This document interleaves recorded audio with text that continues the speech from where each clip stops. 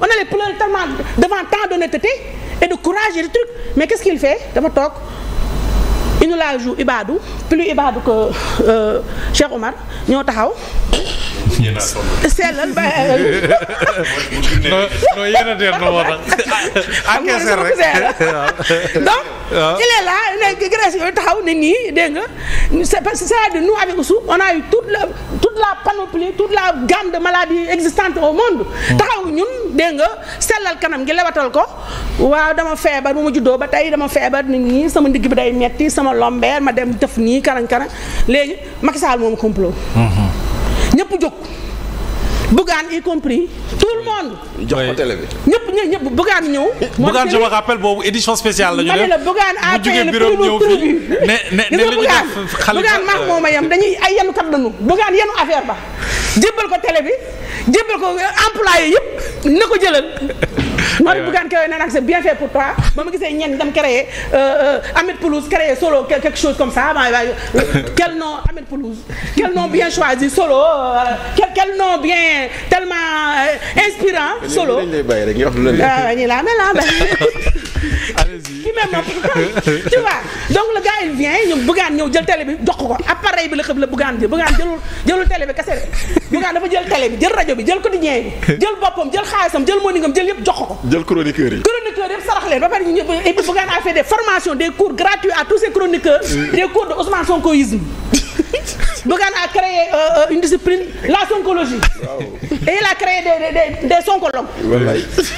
léegi Khalifa Sall ñëw ñëw taxaw waa xam nga moom Seydina Ousmane Sonko mu sell nii et tout moom dafa sell xam nga Macky Sall ni ma piégé noonu la piégé Karim Wade ba nga piégé sunu jeune frère Ousmane di jooy naa j'ai demandé à mon oustaz est-ce que je dois aller là-bas il m'a dit vas-y ñun ñëpp di toog Cheikh Omar nii ak moromam yi xam ne kii waxul dëgg ñëpp waaf. man dof bii ma xam ne ça c'est un délit monsieur Sonko c'est un péché parce que c'est pas la vérité ñu ñëpp ñu taxaw voilà ñu gëmm parce que dañoo bañ Macky Sall Sénégal bëgguñu lu baax bëgguñu ko baax ci ñoom ñu bañ Macky Sall ñeneen ñi eenal Macky Sall xam ne duñ toog ñu ne ñu xool Oussou ne juum comme ni ñu juumee si Diomaye xool Oussou ak sell tamit ñu non booy bi inoo la mën nañ ko nax nañ ko kii nañ ko def suñu cheval de Troie xamuñu ne booy bi yaanaa derrière ah ñëpp ñu gëmm waaf ne dëgg la et puis maintenant Oussou jëlaal xale yëpp da naaw xale yi meroon ci confinement xale yi mer ñu ñëw dugg yàlla gën ñu mere ndax c'est ça Ousmane Sarkozy il est en train de payer plus de 20 ans yoo xam ne qu'est-ce qu'il a des fonds libyens qu'il a jamais encaissé il en tout quand j'entends Lansana Gagny Sakho bi nga xam ne Ousmane Sonko lan la ko fi waxul 700 et quelques millions Lansana Gagny Sakho qui ose PCA aujourd'hui PCA oui merci beaucoup 700 et quelques milliards c'est l'autre qui l'a dit Oussou Lansana Gagny Sakho qui se fend dans je sais pas un tweet un truc pour dire que oui écoute Macky Sall serait bien à Kédougou quoi alors que c'est quoi la moralité mooy tey Ousmane Sonko bu osé taxaw candidater à quelque chose ak lu mu mën a nekk c'est notre faute à nous ndax ñun ñoo ñëkk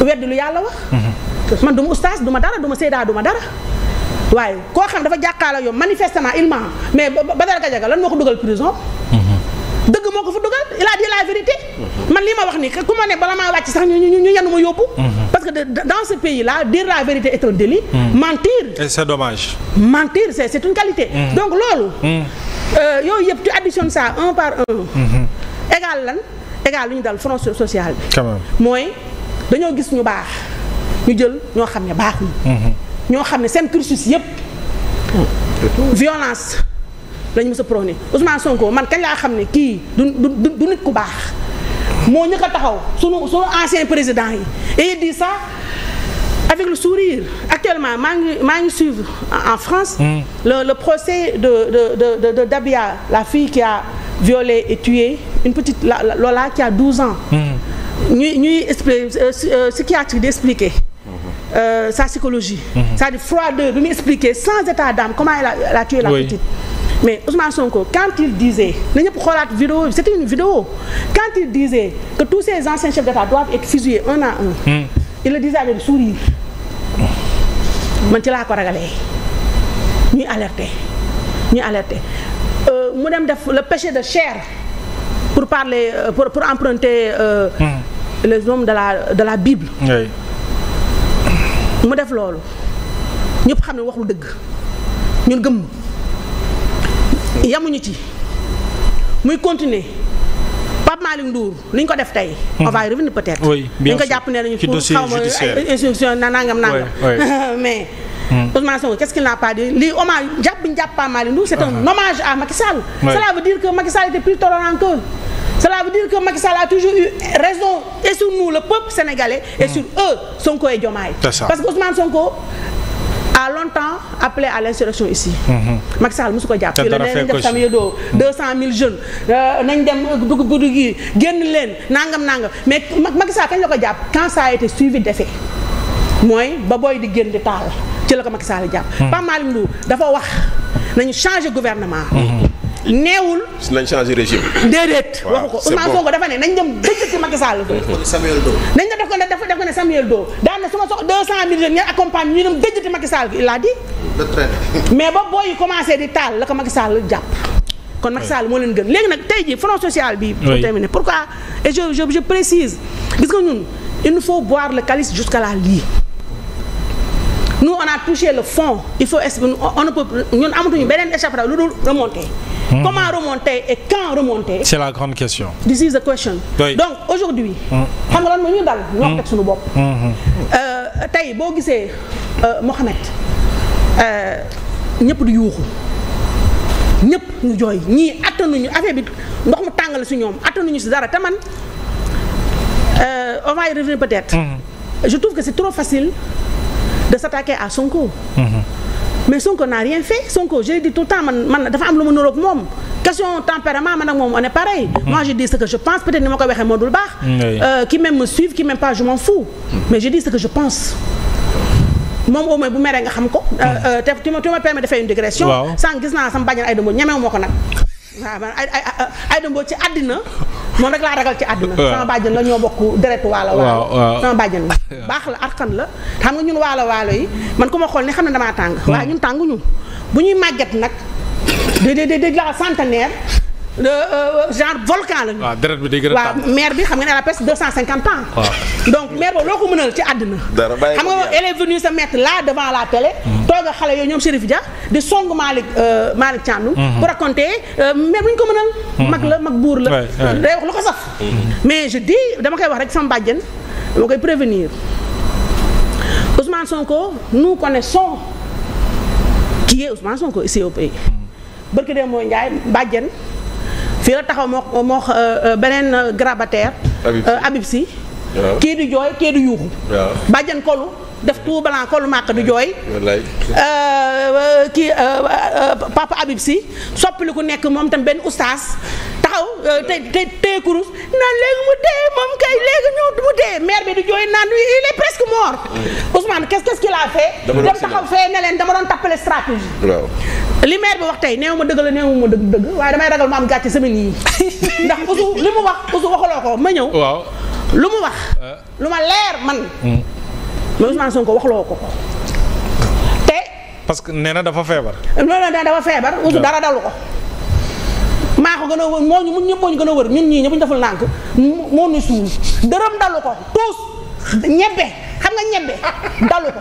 bu feebaroon Ousmane Sonko dama ne bëkk de moo njaay bi ko mujjee gis su la taxaw fuñu sañ sa ba jekk ne fuñu taxaw dara dalu ko la preuve ñi ko war a waxal gis nga tey jii ba maire bi génn di soulager leen xam nga maire de communication la doon def génn soulager xam nga rek politicienne la c'est une vieille briscade de la politique na kii na ne zëlle soulager la ñu génn waaye gisoo les fidèles yéen naa di gisoo ci kenn embrayé la même chance te dama ragal ay so grippe bi bari na temps mais moom grippe wax la am ak grippe xol bu tàng donc tey tout ça pour dire quoi waaw dina jijo waaw ñun lu ñu dal Bamba Cissé mii ñëw taxaw nekk benn preux chevalier sur son destrier blanc comme Don Quichotte. voilà comme Don Quichotte de la Mancha. Écoute ñëw naan day dëjëte ay affaire bon avec sa petite taille xam nga tout ça les gens maa ñoo ma yem. mooy les kilos en trop. donc non man xaw ma dara jànguma. je suis fière d'être je suis la man maay la seule dof du Sénégal très fière de ce que je suis de mon statut de dof. donc je dis Bamba Cissé qui vient c'est pas un hasard mu ñëw ñan lay songu. C'est pas anodin ni innocent le fait que ñuy taxaw di dëgg pire ay tere ay rassemblement tere nang parce que dafa ñu ñun gënuñ ñoo nekk ci état bi xam nañ ne ça chauffe. oui ça chauffe. behind the scene. ça va chauffer ci kaw. over the ground. léegi dajaloo yooyu. Le couvercle va voilà parce que ñoom ils sont passés par là ouais ah oui.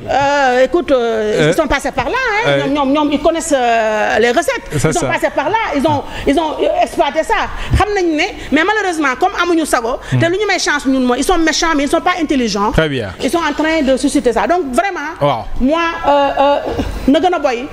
na tàng na riir. Très bien. na gën a saf na gën a tàng na gën a metti na gën a saf doyul usu dolli ñu. Aïcha honorable député nañu usu dolli. mi ngoog honorable député ci dette cachée bi gis nga conférence de presse bi la défense de Macky Sall joxe yow naka nga ko jàngatee maintenant on parlait de dette cachée ñoom ñu ngi laajte ay rapports yi nga xam ne ñu jàpp ne ñoom dañ ko caché alors de dette cachée au rapport caché gis nañ contre-attaque bi gars yi def bi avocat Macky Sall yi def. waaw mais à l'évidence dette cachée rapport caché le peuple souffre et c'est ça qui est dramatique c'est-à-dire que dette cachée am na rapport caché am na c'est lui qui paye le prix aujourd'hui c'est le Sénégalais lambda oui le citoyen yow bu ma xëyee ne la Bachir Fofana dama maa sàcc yow nga nekk juge dama maa sàcc lan nga may njëkk a laaj ana lim la sàcc ana preuve yi la preuve incombe à l'accusateur. nga ñëw nga tourné nga ne ko ah d'accord moom de am na Omar mu nekk avocat jox ko preuve yi xanaa di lañ lay jox nga ne ma étudier preuve yi pour xam ndax li muy wax dëgg la wala du dëgg. préparer au moins sa défense. moom laa lay wax si le cabinet Mazars est indépendant mais pourquoi le rapport n'est pas public pourquoi le rapport man du question sax mu rapport n'est pas public pourquoi l'Assemblée wax naa ko depuis sax pourquoi l'Assemblée nationale n'a jamais pris en charge cette question-là.